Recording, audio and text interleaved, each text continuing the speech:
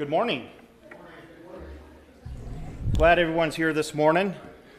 We're missing quite a few because, Bill and Tom and a couple others are up fishing with Lynn and them, so we're missing a few there. Are there any announcements or prayer requests before we begin this morning? Let's bow before we start. Father in heaven, we thank you for this day you've given us, this time which we can study your word.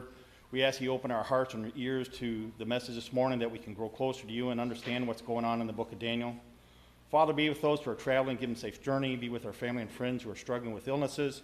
Restore their health and bring them back to us, Father. In Jesus' name, amen. You know how you've done without something for your whole life because it didn't exist, then all of a sudden it exists and you can't live without it? Well, that happened to me yesterday. I don't know how many years I lived without the internet. Well, yeah, now you know where I'm going. And yesterday, for some strange reason, we lose our internet. And it's like, what's going on? I go upstairs, I look out the window, it's not raining, and I see this little door thing hanging on our doorknob. And Spectrum, we tried to get a hold of you because you are having trouble with your internet. Call this number. I call the number, they say, we're going to get to you on Monday. So, I did without the internet most of yesterday. I'm going to do without it today. Something we're so used to. And I'm thinking, I'm going to do a timeline. I can't get some of these dates off the internet. And then I come in today, and I see on that back bulletin board, faith is like Wi-Fi. It's invisible, but it has the power to connect you to what you need. That is so true for the internet, but even more true with our faith. And when I saw this, like, I guess I can live without the internet. But we're going to have to do without some slides today because I was going to do it yesterday, but I'm doing without the internet for a couple days here, so we'll get by it. We're in Daniel chapter 8, looking at the interpretation of the vision that he's had, and we'll get started on that unless anybody has any questions about what we talked about last week or anything else pertaining to Daniel. Let's get going. Daniel 8, starting 15 through 19. When I, Daniel, had seen the vision, I sought to understand it, and behold, standing before me was one who looked like a man. And I heard the voice of a man between the banks of Ulai, and he called out and said, Gabriel, give this man an understanding of the vision. So he came near to where I was standing, and when he came, I was frightened and fell on my face. But he said to me, Son of man, understand that the vision pertains to the time of the end. Now while he was talking to me, I sank into a deep sleep with my face to the ground, but he touched me and made me stand upright. He said, Behold, I'm going to let you know what will occur at the final period of the indignation, for it pertains to the appointed time of the end. So we know previous to these, Daniel explained to us the vision that he was having, the vision that he had, that he's in, that he's seeing, because he was there at the banks of that river Ulai. And here in verses 15 and 16, he sees someone who looks like a man. And Daniel, like his first dream, he wants to understand what he's seen in this vision. He wants to find out, and he sees this person that looks like a man. And I'm assuming because it wasn't a man, it looked like a man, that's why Daniel's verbiage here is saying he looked like a man instead of saying, I saw a man. So it makes sense that this person looking like a man was an angel of God. And we know in the Bible, it often has angels resembling men. We've seen it in as early as back in the book of Genesis when the three men appeared to Abraham, and a couple of them were angels. And then Lot saw two angels. And we know that in the New Testament, in the book of Luke, and the Gospels, that angels appeared to Mary. So we know that angels appear and they take on the form of men that are looking like men. And this is what Daniel is seeing here. And at the time, we didn't know who it was until Daniel hears this voice. And Daniel's standing on the banks of this river, but we're seeing here that he heard the voice coming between the banks. So it's almost like this voice that he's hearing. He didn't see anybody. He just heard the voice. Is between these two banks, like it's in the middle of this river, but he's telling this person, this man that he sees, that Gabriel, he calls him out by name, give this man, give Daniel what this vision means that he's just seen. So now the person that appeared like a man is identified as Gabriel. Whether this is Gabriel, the archangel we've heard before of, it doesn't specify that. But we can probably assume that he is the one that's being talked about. I think that is the right one, yes. Later on in Daniel, we see, in confirming who this person is, in Daniel 9:20 says, "While I was still speaking in prayer, then the man Gabriel, whom I had seen in the vision previously." So this Gabriel appears to Daniel again later on in chapter 9. And we know in the New Testament, Gabriel's identified as the angel in Luke that appeared to Zacharias. And he identified himself as Gabriel. And toward the end of the book of Luke, Gabriel is sent by God to Nazareth to Mary to tell her about what's going to happen with Jesus, what's going to happen to her. So Gabriel appears a couple of times in the Bible. And it's interesting. The name Gabriel for the angel appears several times in the Bible, but only in the New Testament in the book of Luke, and only in the Old Testament in the book of Daniel. That's the only places that the name Gabriel appears in the Bible. Quite interesting that it's in those two spots. So Daniel standing at the distance, he hears this voice say, Gabriel, go tell this guy what's going on. And Gabriel was at a distance from Daniel because it says he came to him. So it's not like Gabriel and Daniel were standing right next to each other. So Gabriel's coming to him, and once he gets to Daniel, what does Daniel do? He falls on his face. In verse 17, he was frightened and fell on his face. Now, it was out of fear? Don't know. Because this Gabriel that appeared like a man, did he have some radiance about him because he was an angel? Was there something about him that Daniel revered? Yes. Is there such a thing as a messenger angel? Because Gabriel always gave messages. If they're just classified as a messenger angel, I don't know. I don't know if I would say there's no classifications or specific categories that angels are called. Does anybody have a comment on it? I would say that these angels that came, yes, they sent messages. Whether that was strictly their role to do, I do not know. Ted? Well, first of all, let me qualify this thing. I had no idea that Gabriel was only mentioned in those two books. That, I think, is significant. So when was it, what was going on when Gabriel came in Luke and talked? What was happening was he came and talked specifically to Mary about Jesus. Yes.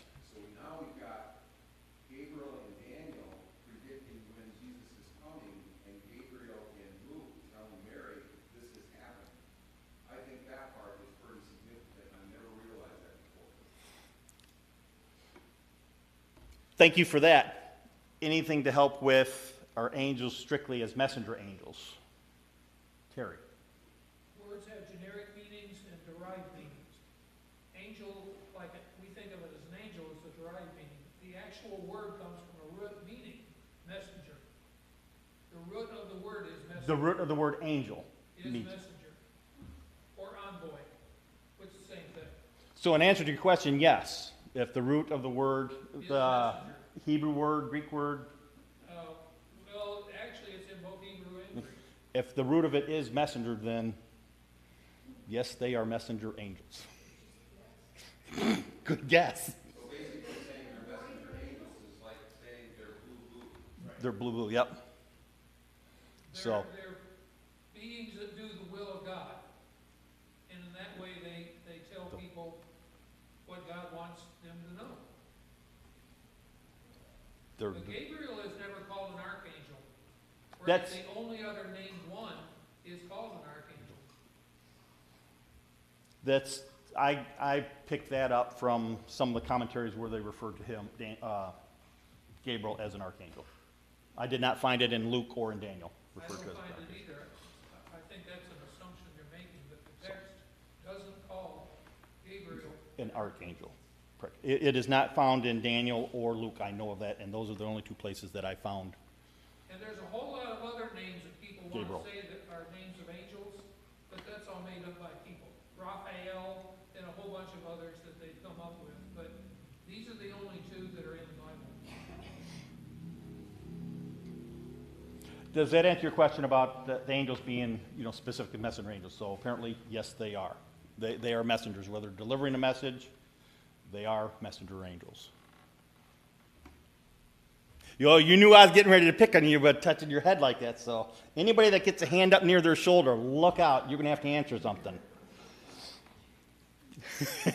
I'm pretty sharp on that thing. So we're in verse 16 here, we see that, Gabriel's identified, and, I just wanted to bring up the point that I only found him in those two books of the Bible, once in the a couple times in the Old Testament, a couple times in the New Testament. And, and then Daniel hears his voice. Who this voice is that's instructing Gabriel, we don't know. We don't know who the voice is. And the translator of the text, did not capitalize the pronoun he when he was talking about this, so we can assume that he's not referring to God, since the translators did not capitalize that word, because more than likely, if he would have, it would have been more, we could probably assume that it is God, but more likely this voice that he heard was another angel, and some people are suggesting, some commentators are suggesting it's Michael. And we see Michael's name brought up in chapter 10 of Daniel. Whether the assumption's brought up that this voice we're hearing is Michael is because he's brought up in chapter 10 or not, I don't know. But the voice that we hear that's instructing Gabriel, there is no concrete evidence of who that is. So, and we can logically assume that it is not a person because nothing said that there was a person that Daniel saw. He only heard a voice. So it's logical to assume that it was the voice of an angel, the voice of God, but there's nothing here concrete enough to say who it is. I don't know if this is significant or not, but American Standard Version doesn't say, I heard a man, it says, I heard a man's voice. So I think we have to look that up in some original language to see what's actually going on. Done with. Said a voice, yeah. Mine's saying voice, not a man. So that's why I said there's no evidence that there was a man standing in between the banks. He just heard a voice. He did not see anything. He just heard the voice. And if I was there and I heard a voice, I'd be looking to see who it is. So with the detail that Daniel has given, if he would have seen somebody, I would have assumed he would have wrote it down. But everything, as Dave said, Ted saying in their versions, it's just a voice. There is nothing about a man being there. So Daniel, as Gabriel's getting closer to him, he falls on his face, and it's saying he was frightened, but I don't think he fell out of fear on his face. More than likely, it was because Gabriel, being an angel, it was like the radiance of the angel, the radiance coming from Gabriel might have been one of the reasons he fell on his face. And it's something like Ezekiel did in the book of Ezekiel. And it wasn't from being afraid when Ezekiel did it, but it was by the appearance or glory of the Lord when Ezekiel fell on his face.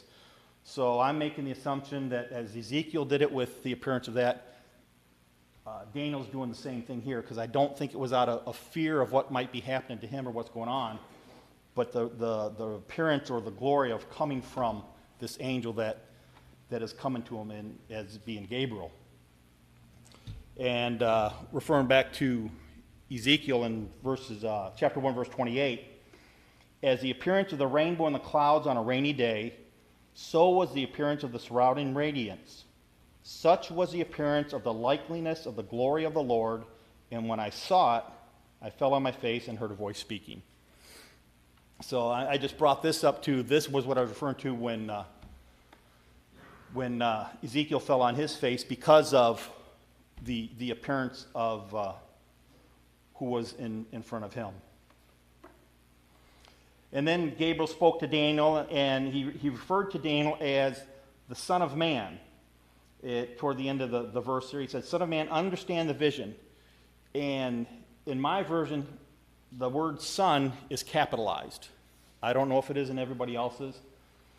So it's not in yours, Terry? Yeah, and in the text, they didn't have capitals. Okay. So that's an interpretation. That's a human interpretation. Because there is no way that Gabriel would be referring to Daniel as any type of form of deity or any form of God by saying Son of Man as Christ was referred to. He's saying Son of Man as Ezekiel was referred to when he was referred to the Son of Man, that you are human. You're not from the heavens above. You are earthly. You are human. And that's what he's referring to Daniel as. He's referring to him his humanity at this point. Thank you for whoever said that. Verse 17.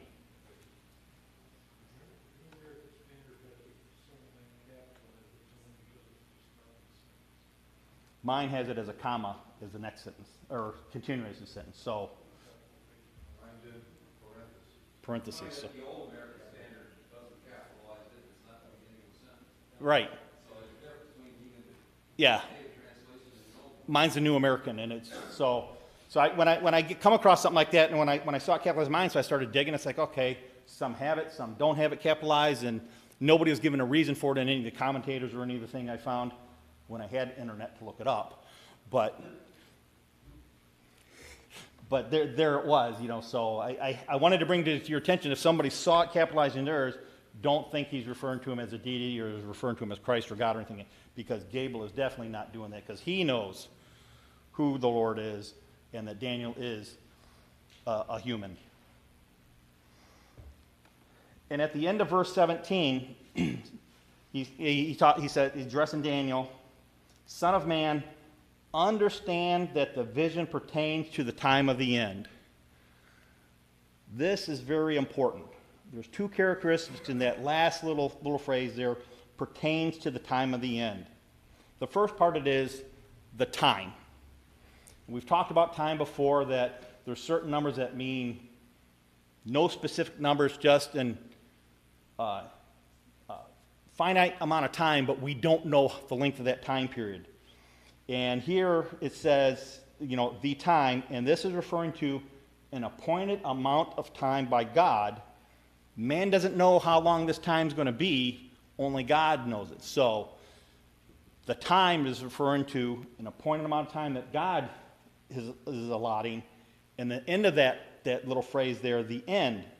So the end of referring to, the end is the conclusion of the vision that I'm getting ready to tell you about. So Gabriel's saying, God's allotting a certain amount of time to what I'm going to tell you about at the end of this vision. And it's not about the end of time. Whether Daniel would understand that or not, no idea. But for us understanding this, Gabriel's not saying the allotted time that God's allowing until the second coming. He's not referring to that. I'm beginning to think, and I just formulated this over the time of your class, so it's not something I've always thought, but I'm beginning to think that Daniel's inquiry has to do with what he sees going on in Israel with the rebuilding of the temple in Ezra, and that he sees that after it's been rebuilt, that things are not actually that much better than they were before, and that he's worried about the end of the Jewish nation, and that might be specifically what Daniel is thinking about. And there's more indications than that in chapter 9, which I know you're not there yet, and I'm not going to get into, but I really think that Daniel might be concerned about the end of the Jewish nation, and knowing what these guys are talking about has to do with that. That's just what I'm beginning to believe. And that makes a lot of sense, because when he interpreted Nebuchadnezzar's dream about all these other kingdoms coming into place, then Daniel's first dream about more, kingdoms, which were the same ones that Nebuchadnezzar had, he's hearing all these things, but there's not a lot of good about God's people in these things. So it could very well, like Ted's saying, Daniel is concerned about what's going to be happening to the Jewish people. Is it the end of them? We don't know. So these visions here is for Daniel, but we're benefiting from the visions that Daniel had in the understanding of when we were reading through, the vision and the interpretation, for us to understand things that are going to be happening in Daniel's future, but we've seen in the past. I'm not gonna be here next week, and I wanna just paint a broad stroke of what I think might be going on throughout chapter 8 and 9. By the time we get into chapter 9, and I know you're gonna cover that in the next couple of weeks, I might not be here when that happens. I think that they're getting really more specific with Daniel by then, and that 70 weeks and some of that he's talking about in there has to do more with when that Messiah is going to come, when the end of Jerusalem is going to come. So they're nailing it down little by little and pinpointing it more and more as to exactly what's going to happen, so that Daniel gets the idea, but he doesn't know when, and he gets frustrated with it. But when we get to the New Testament, we got both Paul and Jesus mentioning those 77s as if they're referring back to what's being talked about in Daniel chapter 9, as if, like, this is it, this is what Daniel was talking about. Because they're looking back and Daniel's looking forward. Exactly. And that's the key to this. We got to remember, we know the story. Daniel, everything that's happening here to him in his visions is things that are happening forward. Things that are happening in the future. That's why Daniel's having a hard time understanding this. I mean, with Paul and them, it's like he's referring to things that happened in the past. Things that Daniel is writing about. He's saying, these came to fruition. This is what happened. Yes? You said exactly the right thing, except for it's even more specific. Daniel's looking forward with no knowledge of the future, but they're looking back with a knowledge of the past. Yes. So it's quite interesting putting those two sections together, the Old and the New Testament, and the stories and how they're blending together. If you look at it from one way, you see it from the Old Testament people's view versus the New Testament, how they're looking back and referring to back all these things. That yes, this is said what was going to happen. It did happen, because Daniel's hearing this is what's going to happen. He's seeing that in his vision, but he's got no clue if it did or what, because he's not going to be around to see some of these things happen. Great comments. Anything else? Wrapping up verse 17, I was talking about not referring to the end of time. This vision is basically about how long God's allowing his people to be persecuted by Antiochus IV and for the temple to be desecrated. And, we saw that back in verses 13 as well. And in verse 18, now this is Gabriel still talking to Daniel, and Daniel saying, while he was talking with me, I, being Daniel, fell into a deep sleep. Now, the words here, the Aramaic word here used for Daniel falling into a deep sleep is the same word that was used in the book of Jonah when he was asleep in the storm in the boat. So that's how deep of a sleep it was. Daniel fell into a deep sleep here. Jonah being tossed about into in the Mediterranean Sea, the ship being tossed about, he was able to sleep through that. It's the same Aramaic word used in both places. And there's an Aramaic noun that's used in the book of Genesis, which is very similar to this. When God caused Adam to fall into a sleep and he took the rib, the noun that is used there describing the sleep that Adam had is very similar to the noun of the Aramaic word that's used in the book of Jonah and here in the book of Daniel. So that's telling us how deep of a sleep that Daniel fell into. And it doesn't say that he was caused to fall into this sleep, but that he fell into this sleep. And, we can probably assume that with what he has seen, what he has experienced in this vision, that Daniel was probably mentally exhausted. Why he fell into sleep, we don't know. But I can look at, hearing all this information, being concerned about people and what's going on, being a little bit of mentally exhausted, being astonished by being in the presence of Gabriel, hearing about what's to come. It's almost like he just passed out, but he fell into this deep sleep. And it's just not one that was a sleep that, I fainted and I popped back up. Gabriel touched him and caused Daniel to wake up, and then not just have him wake up, but he got him to stand upright. So he got him to stand up so Daniel can listen to the interpretation that he's about to hear. Daniel wanted to understand what his vision was, and Gabriel is saying, he bumped him, got him to wake up, got him to stand upright, so Daniel is going to be alert and paying attention to what is going to be told about this vision that he had. And in verse 19, Gabriel says, "Behold, I'm going to tell you what will occur at the final period of the indignation." Just basically what he said in verse 17, as it pertains to the appointed time of the end. In verse 19, Gabriel uses the word appointed time versus pertains to the time of the end. So he's saying, this time is allotted. We know it's coming from God. There's a specific amount of time that's God's allowing for this because it's appointed. And how much time it is, we don't know. Daniel didn't know. Gabriel didn't explain it to Daniel. But there is a certain amount of time that this is going to happen. And this is what the interpretation is going to hear from Gabriel that Daniel will have. Verses 20 and 21, we're hearing about what the goat and the ram are. Any questions about what we talked about in the Gabriel speaking and the interpretation, the little bit that is being interpreted in the vision? He really didn't interpret the vision. He's just saying, here's what I'm going to tell you, kind of, and here's what it pertains to. But now we're getting into some of the specifics of his vision. Verses 20 and 21. This is Gabriel just telling Daniel what the dream's about. "The ram you saw with the two horns represents the kings of Media and Persia. The shaggy goat represents the kingdom of Greece, and the large horn that is between his eyes is the first king." In Nebuchadnezzar's dream and Daniel's first vision, Daniel was told that they were kingdoms that are going to happen. There were no specifics, just general ideas.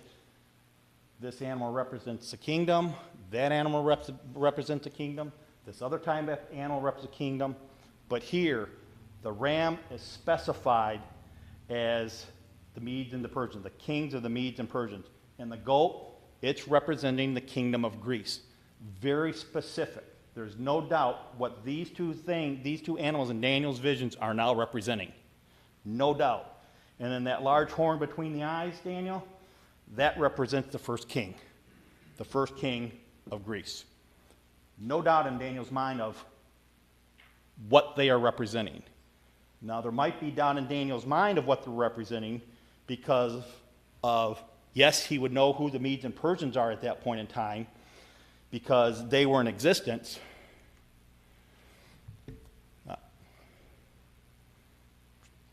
Did I just not do that one? Well, you're lucky you missed one.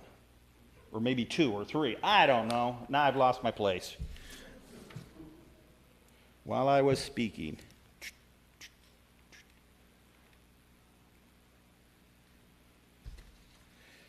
You get that one, you get that one. Boy, not having the internet really messes people up. Got to blame somebody. You don't get a slide for the next one. Sorry about that. The rams, the Medes and Persians, the goat is the Greeks, the large horn is the king of Greece. Daniel, because I wanted to have these times up there, but I didn't put it. Daniel in his dream, this was roughly 551 BC. That's when he's having this vision. Alexander the Great, the king that's being referred to here from the goat, was born in approximately 356 BC. 195 years after Daniel's having this vision.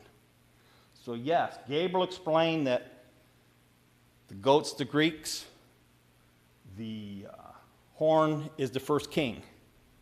That first king wasn't born yet. The Greeks were existence, starting to come into a little bit of power, nothing significant, but this is not on Daniel's radar whatsoever. So hearing this will probably cause a little more confusion to him. Okay, who's this Greek empire and who's this first king? How come I haven't heard about them? They don't exist yet. They don't exist as a power for him to think of, to be concerned with, but he knows now that something's going to happen with an empire by name the Greeks, and that first king is going to be significant in playing a role in what's going to be happening. So Daniel's getting specifics, but some of these specifics are unknown to him because they don't exist yet. The Medes and Persians, they exist, because shortly hereafter this dream, they're going to conquer the Babylonians. The Greeks, they're not in power yet, so Daniel's not really aware of who the Greeks are, but he definitely has no idea who this first king is, because he's not even born yet. He's not going to be born for another, approximately 200 years. So Daniel's getting an understanding of this vision he's having by the ram and the goat and the horn, but there's still big gaps in it because he doesn't know who these things are because they're not in existence yet. Verses 22 through 27, Gabriel goes on to keep explaining about the vision, and verse 22 starts off with, the broken horn and the four horns that arose in its place represent four kingdoms, which will arise from his nation, referring to the first king, referring to Alexander. We know as Alexander, but he's not explained to Daniel, although not with his power. In the later period of their rule, when the transgressors have run their course, a king will arise, insolent and skilled in intrigue. His power will be mighty, but not by his own power, and he will destroy to an extraordinary degree and prosper and perform his will. He will destroy mighty men and the holy people. And through his shrewdness, he will cause deceit to succeed by his influence, and he will magnify himself in his heart, and he will destroy many while they are at ease. He will even oppose the prince of princes, and he will be broken out without human agency. The vision of the evenings and mornings, which has been told, is true, but keep the vision secret, for it pertains to many days in the future. Then I, Daniel, was exhausted and sick for days. Then I got up again and carried out the king's business, but I was astounded at the vision, and there was none to explain it. So the first part of the explanation of the vision is specific about what kingdoms they are, and there's going to be a specific king doing things, but we don't know who that king is. Now in verses 22 through 27, he's talking about the four horns that are coming up, and out of those four horns, there's one in particular that's going to be causing a lot of trouble here. And we know those four horns represent, we know because of history, that the four horns represent the kingdom of Greece as it was broken up after Alexander the Great died. His kingdom was divided up into four sections by his generals. They were all doing their own thing pretty much. And as it said in Daniel here, that none of them would be as great as the first one, referring to Alexander the Great. None of these four generals had the power, the influence that Alexander the Great did. But out of those four, one of them did stand a little bit above the other three. And he starts talking about that, Gabriel starts talking about that through the rest of these verses here. And in verse 23, it starts off, in the later period of their rule. So in the later period of the rule of these four kings that came out from this one kingdom, when the transgressors have run their course, a king will arise, referring to this one specific one of the three. He's going to rise up. But I want to look at, hopefully this is it, the phrase, in the later period of their rule, and then the phrase at the end, when the transgressors have run their course. I think it's pretty important for us. So the later period of the rule, we know Alexander the Great died in 323. So to get a point so we know who this third king is, who this one king is that's coming up, in the later period of the rule, Alexander the Great died in 323. The divided Greek Empire, when it was into the four things, they lasted until about 63 BC. So these four kings and whatnot, and people underneath them, the Greek Empire divided, existed till roughly 63 BC. And the one king that's rising up, Antiochus IV Epiphanes, he reigned until 164 BC, which is toward the later time of their rule of these four initial generals, these four initial kings that took over. So he is one. These are pointing to him, that history shows that, yes, we know the kingdom broke up. We know how long it lasted, the four divisions. And we know this one particular king, Antiochus, I think that's Epiphanes, the fourth, he reigned until 164. So it fits in the time frame of what's being said here in the latter period of the rule. So this king fits into what we're seeing here in Daniel 8:23. And then the end of it, in verse 23, when it says, when the transgressors have run their course, this is when the Jews, the transgressors, the Jews, they've basically become as wicked as they can. They've basically turned from God as much as possible, have adopted some of these Greek rules, these Greek philosophies, and that's what it's referring to in verse 23 when it's being described to Daniel, when the transgressors have run their course. And that's referring to the Jews being as corrupt and sinful as they were, or as that God will allow. And during that Greek reign, both under the Ptolemies and Seleucids, the Jews were exposed to Hellenism, which talked about a little bit last week, which somewhere down the road I'd like to do a class on between the Testaments about the Maccabees, and this falls into that area.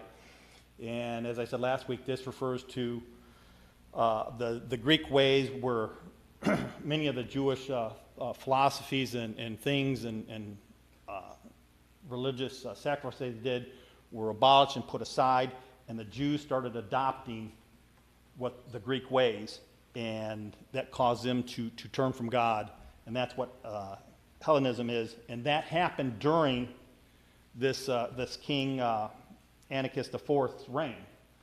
That was fallen in his time period that all these things were happening as well. And Gabriel described the king as being, in verse 23, he was being insolent. So this king is disrespectful, he's bold, he's cruel. And he's also described as skilled in intrigue. So this king, he's got a sinister feeling about him. He can come up with these schemes, get you to believe certain things. He'll deceive you. And that's the type of king that's happening, that's being described here. And all these descriptions of what's going on about this particular king are confirmed and explained later on in the book of Daniel as well, in chapter 11. When we get there, we'll see that, and we'll be able to flip-flop back to here of how this king is being described in Daniel 8, verses 22 through 27. And it kind of ties those sections of Scripture together of this dream that Daniel had here and what we'll be talking about later on in the book.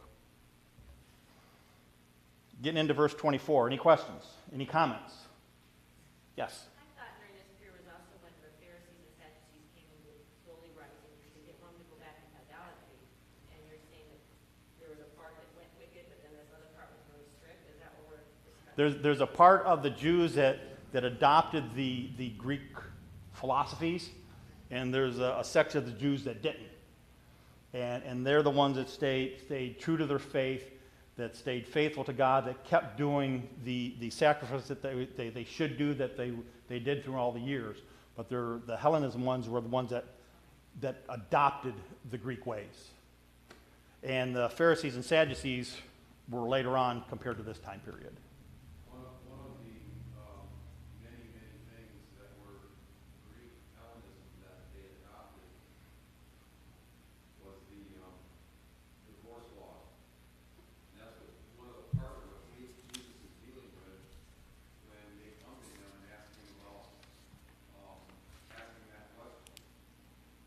They had adopted some very different kinds of laws and kind of integrated them in with the Jewish, what God had said about marriage. Terry. Verses 20 and 21, where it names Media and Persian kingdoms and the kingdom of Greece. Yes. It's very, very important here because all of chapter 8 is about this vision of the ram and the shaggy goat. And when he names these two kingdoms, he's telling us very clearly, and you said this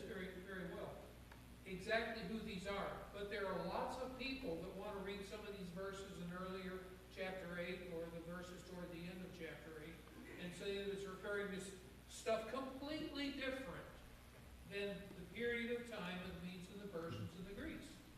And that's really, really interpreting the Bible in a, not just incorrect way, it's not reading what the text actually says. And another very important verse, and we just finished in verse 24, when it says, he, this bad king, will destroy mighty men and the holy people.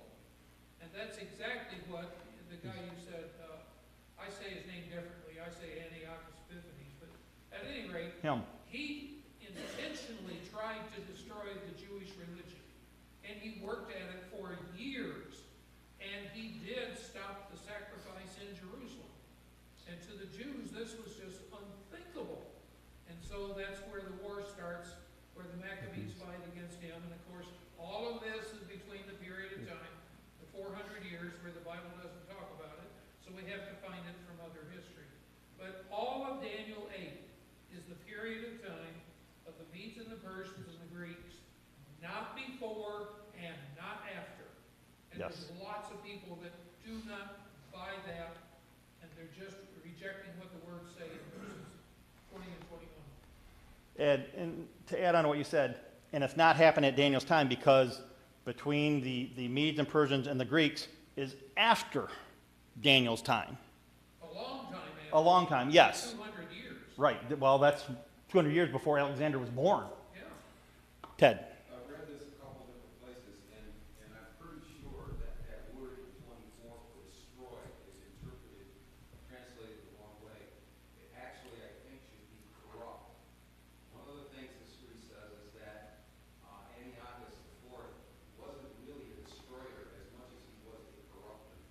So really what he was trying to do in this case, what they're saying he's doing, is corrupting the Jewish worship, not destroying it. Not destroying the people, but destroying their faith and Corrupting the Jewish faith. And they went along, and they didn't necessarily, even though they were liberated by Maccabees, they weren't necessarily liberated from that corruption afterwards. many of them followed into that path. We're going to stop right there.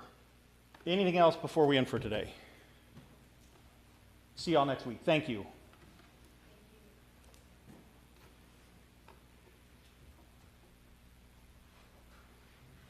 You can talk now.